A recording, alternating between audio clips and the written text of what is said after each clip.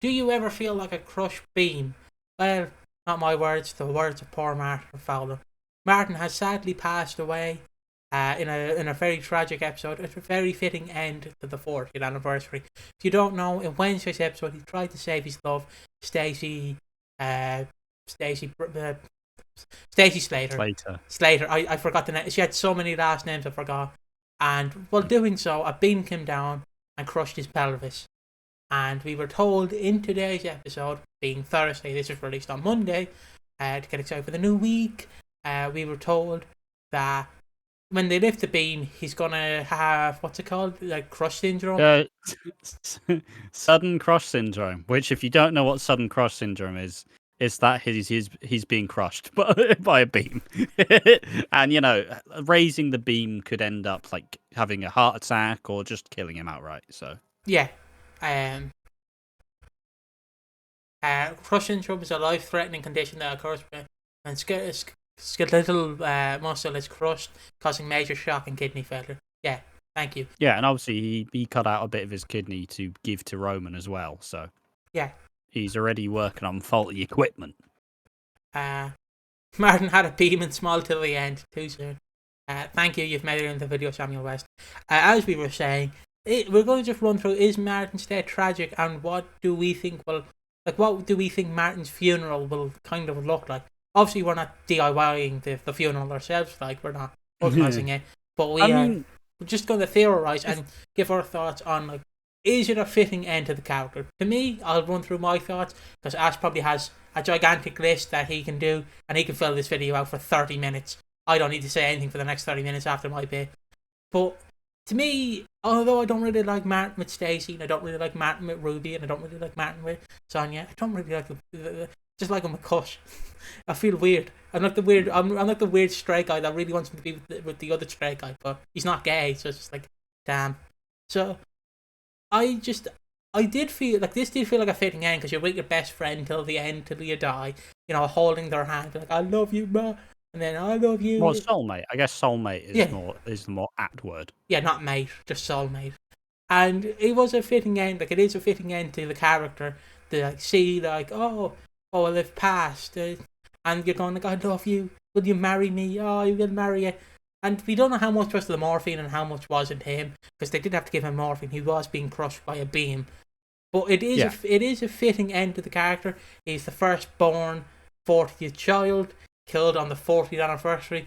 So when the EastEnders 80th anniversary comes around, don't you worry, little Julia Fowler will be killed. Don't you bloody worry. I'm predicting that now for when EastEnders turns 80.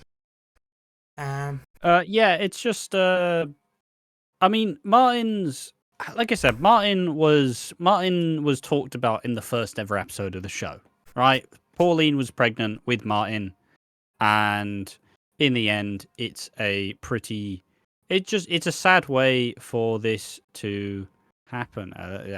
Everything died. Should we pause?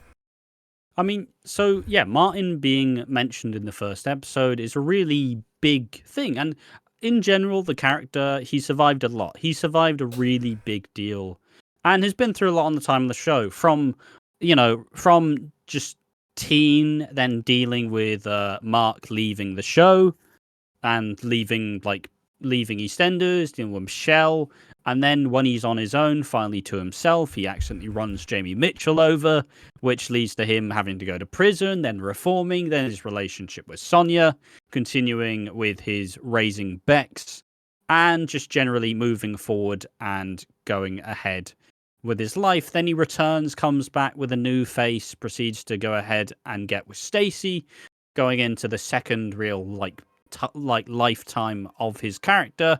They have a back and forth constant relationship, probably some more iconic moments like the where Stacey her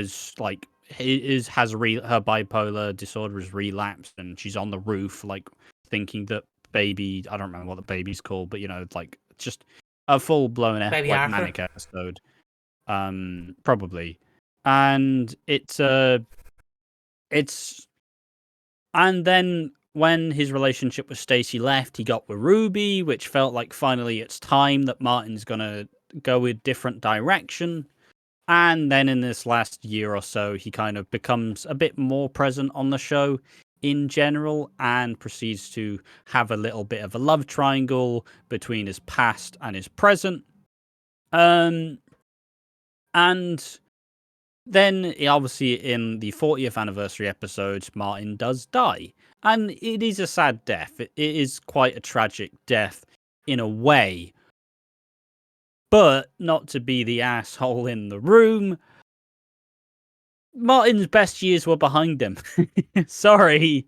I love Martin Fowler. I love Martin Fowler. I love the character. I love his stupid little storylines. I love his stupid little receding hairline. I really enjoyed his interpretation of the character.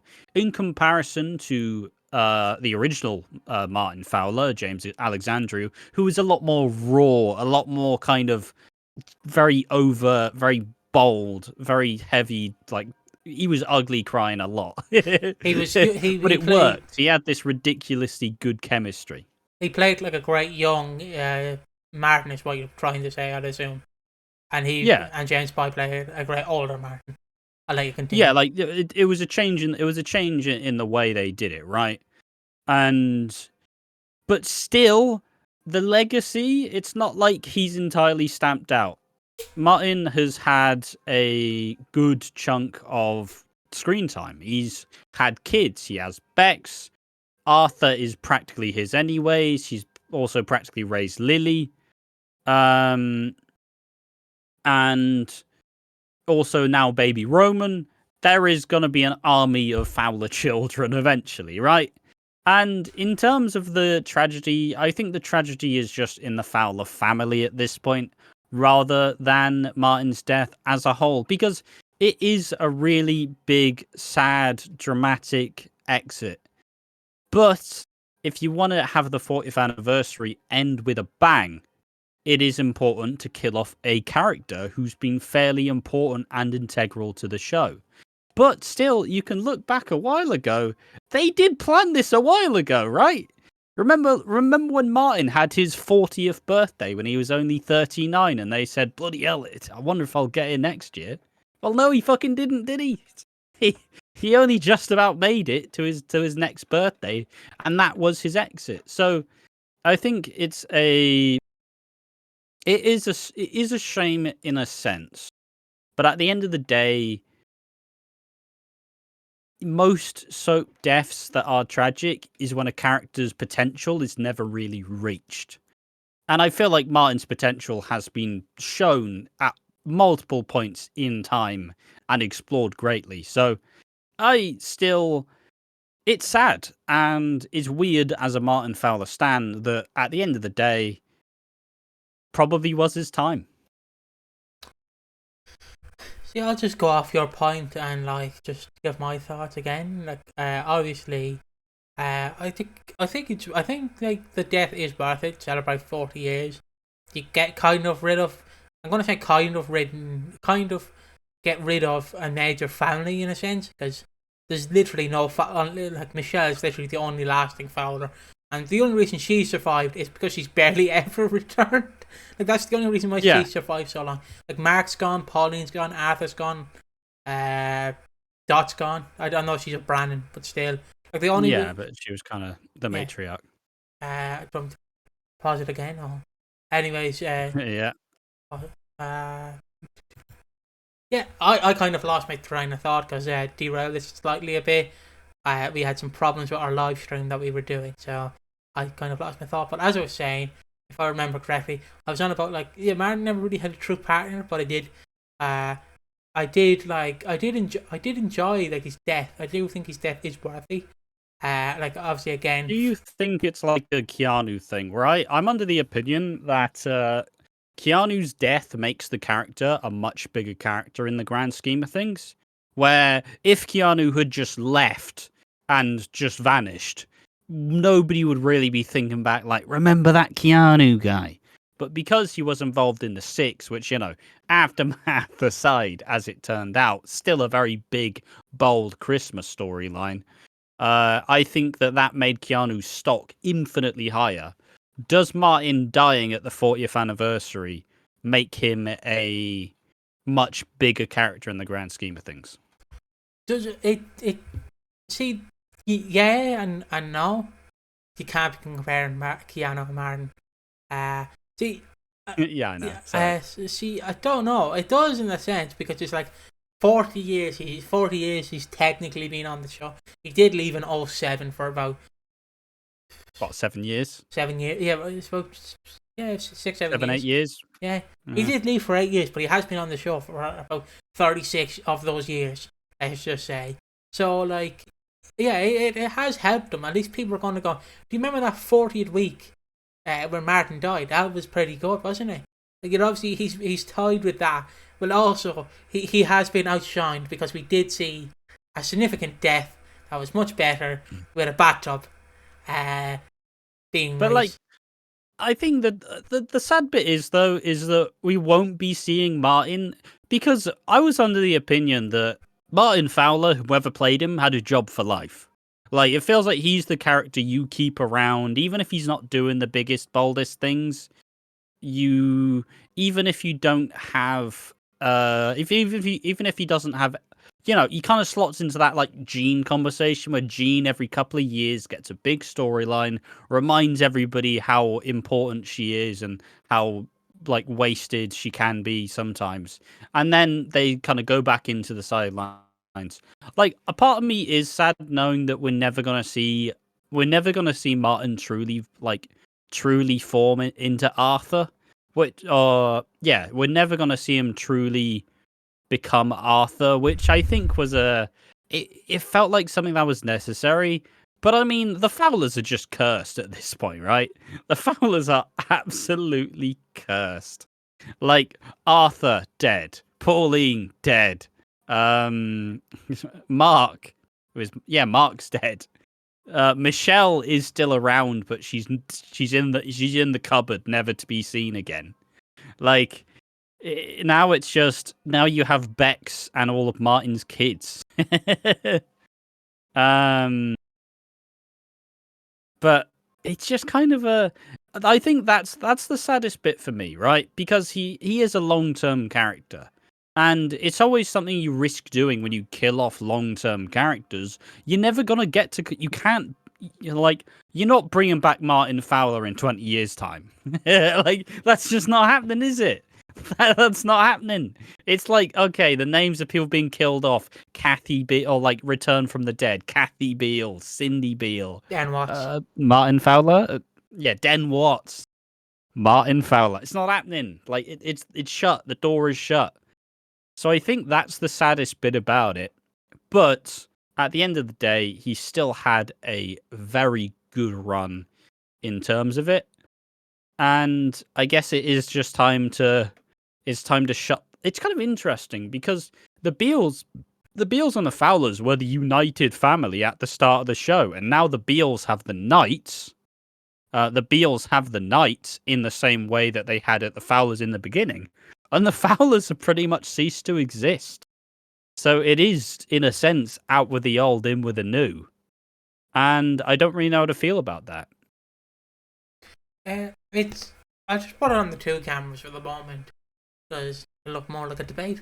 It is interesting, like to see the character grow and to see what the character can evolve into. But at the same time, is like, will it be a mistake in 10 years? I don't think it'll be like the mistake of Pat or not Doth. Maybe they should have expanded the Fowler family. I agree, Fiona George, but at the same time, technically Martin does have kids. He does have a legacy for sure. Like, it's not like now he's gone.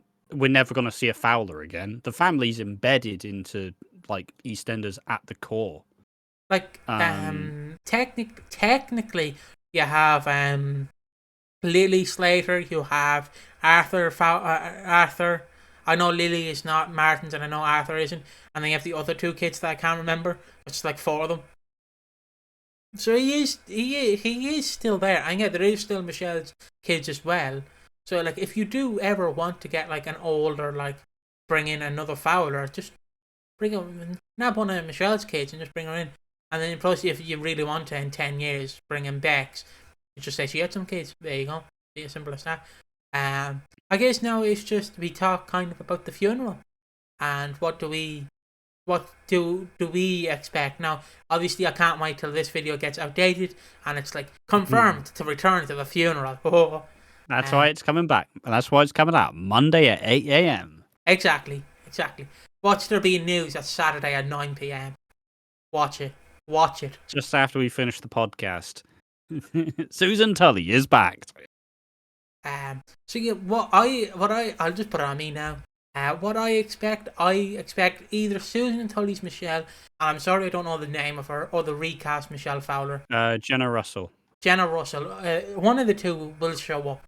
To me, that's a guarantee. She has to show up because it would feel like such a waste. Like the last standing Fowler, like OG Fowler, just not showing up. Like I know you can say, but she never showed up for Pauline's death. She never showed up. She was there for half of it. She never showed up for Pauline's death or any of those deaths. Yes, but it is kind of the way. You've no one left that really could show up for Martin either than obviously all these kids, like Stacey's kids, and Bex. You bring back Bex, you bring back Michelle. Like that is the simple. Maybe Vicky. Yeah, I mean Vicky could stick around. You know, like Vicky, Mark. Bring these characters back into the fold. Mark? Yeah. So she had a kid with Grant. Oh, Mark, all right. But I mean, and also if you do bring back Michelle, which I think you have to, because otherwise you don't know when or how they will. You don't know how they will actually continue. This is the only real time you have left to bring back Michelle in. With good reason. Because why else would she come back? She didn't come back for Pauline's death. Like, she didn't come back for Mark's death. Maybe at least they can get her back for Martin's. And then you can kind of have the end of an era for the Fowlers. Yeah, it would, because again, I'm not saying like 100% guaranteed that Michelle Fowler will show up. But to me, it's kind of like Ronnie and Roxy in a sense, but not really. Like where there's no real time, like the present, to bring her back. There's no real, like you're not bringing her back in 5 years, and it's like who's running the fruit and veg stall now? And then suddenly she's just standing there like Lex Luthor on the first episode of Nitro, just like me. It's me. I'm running the stall now. It's me. Why would Michelle want to run a stall? She hasn't been there for 30 years. It's like the only time you can really do it is like at the funeral. It's the last time really you could bring her back, unless again something very tragic happens to the Fowlers that wants to bring her back. But now is the only time really. And do you have any more to say, or will I end the video? I mean, it's just generally it is sad, and we can't disagree with that. Obviously, we've been mentioning the idea of Michelle Fowler coming back. When you don't really want to do the Jenna Russell version again, but at the end of the day, if Susan Tully doesn't want to come back, she's not going to come back. You know, it's been proven. She will wait. So it will be interesting to see how they do it. Obviously, I think there'll be an interesting story where Ruby will be like, no, but he was with me. He loved me. And Ruby not being privy to the conversation they had, Stacey will be like, no, but we were together. We were together in the end. And it's like, nah, Stacey, you're just delusional. And a just massive cycle of hatred and abuse. I'm looking forward to it. Yeah, and thank you for watching. We will see you in the next one. Bye-bye.